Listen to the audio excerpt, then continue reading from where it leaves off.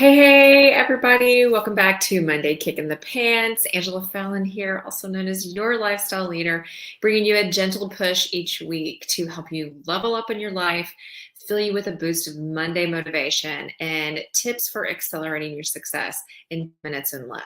10 minutes or less on this lovely Monday. It's 30 something and rainy here in Texas. Beautiful weather. Beautiful weather. I know I can't complain. Many of my friends that are in the Northwest have been living with the rain and chilly weather for a little bit now. Okay, so today I wanted to give you a couple of really quick travel tips, if I can talk, because I've been asked a few times, hey, when do you buy your airfare and how do you check and make sure it's the right price? What do you do whenever you travel for the holidays and bring in gifts and things like that? So I wrote down a couple of bullets to share with you all based on how I travel this way, and you guys may do, may not. So something I've learned is that some of the airliners put sales on a certain day of the week. Now, I would tell you to go Google your favorite, what do you call it, airliner of choice. I tend to use mostly American Airlines just because I travel a lot with them for work. So then I have a ton of miles that I travel with family and everything. We also travel Southwest from time to time, Southwest Airlines. But either one of those, you can go Google when does this airline drop their best rates. For instance, with American, it's a Tuesday. They drop their best rates on Tuesday, and if you wait past that, it may go up. Another thing you may want to not do is be ready to buy whenever you go look, because every time you go hit the system looking for that particular airfare, whether it's, let's just take Dallas to New Orleans on these 4 dates, whatever it is, every time you hit it, like every time you go do a query for that, it tells the system that they use that it's of high interest and the rate's going to go up. So when you start looking, be ready. And if it's something just way out of your ballpark, then don't buy and wait. But another thing you can do, and again, if you go do this query multiple times, it's going to change the price. But go look on the app called Hopper, Hopper. It's a little like pink app that has a white bunny on it. Hopper, it's something that my mother-in-law told me about many years ago, and we got tickets to Okinawa, Japan for like $600 a piece, which is about a third of the regular price. So it's something I kind of use as a litmus test, or kind of a check, just to see what other airlines look like, and if the same route that I'm looking at could be a little less expensive if I picked a different time. Because it's one of those ones where you can go pick by day and then by time after that. It kind of tells you what days are less expensive to buy on in a certain any given time. You can go look at a month, and then what days of each week seem to be a little cheaper if you pick one of those legs. So I prefer Hopper to go look at, and it has, again, my airliners of choice, and you can go look at that. But again, I would Google, like if you use Delta, I would Google, when does Delta put their best rates on their website or app or whatever. So I would go Google that, and you might be surprised what information you get out of that. I think a lot of people don't really don't know that. So when my husband wants to look for flights to say Costa Rica or something, I'm like, all right, give me a minute. I'm going to wait till Tuesday and see what the flights are. I'm not going to keep looking at that same flight over and over again because I don't want it to go up and up and up. But those are the kinds of ways that I go and look for airfare.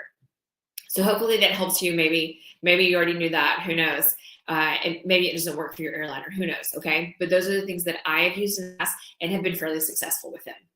The third thing I have for you, because the first was, go buy your airfare on the day that they release their lowest rates.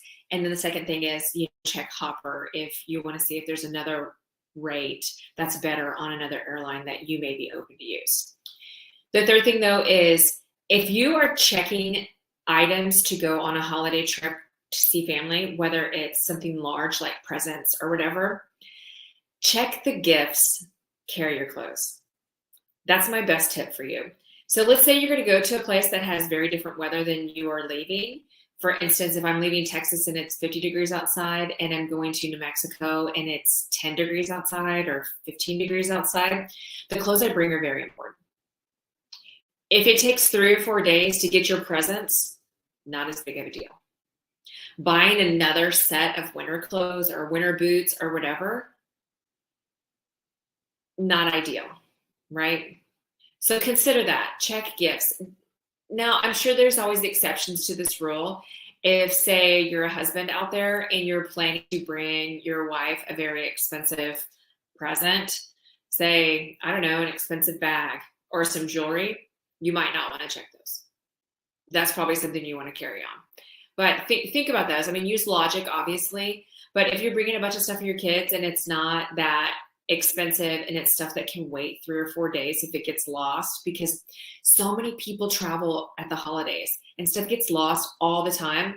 But whenever you think of the mass congestion you get, the rates, I hate to say the rates go up, they don't, just the quantity goes up because the rate goes, the amount of flow through the system of all the travel during the holidays, the number of people who are going to experience that is going to be greater. Just because of the mass number of people that are going. You may be more likely to get it just because of the number of people going. Okay. So those are the three tips I have for you all. Travel tips during the holidays. If you have any other questions, you're always welcome to reach out to me, and I may have further tips for you. There's a lot of things I just do and don't really think about that. Oh yeah, other people don't really know these things, right? Especially on the travel tips I have. I've just traveled for so long, I kind of just take some of those things for granted until someone says, well, what do you do about blah, blah? I'm like, well, obviously you do this. And they're like, how did you know that? I'm like, well, I've traveled forever. So I just know, or this is just why I do it this way. Maybe you do it a different way and you have a better way of doing it. I would love to hear that too. Just a couple of quick announcements. We did finish up our challenge last week, the Chill and Make Memories Challenge. Those videos are going to be live still. I'm going to leave them up through Friday. So Friday night, we're going to take them all down. I think it's kind of silly to leave those kinds of things up live on a profile like I have on YouTube and LinkedIn. So we will take those down. I'll probably be repurposing them later for another masterclass. But you have until Friday to watch those. They're not that long. They're about 30 minutes or so a piece. So, if you put them on 1.5 speed, you can get them done in 20 minutes. So you can get them all cranked out in an hour if you really want to go watch the replays. They'll still be there through Friday night. The other thing I have for you is our last event that we're going to host, our last training session we're going to have this year is in December. It's going to be December 3rd.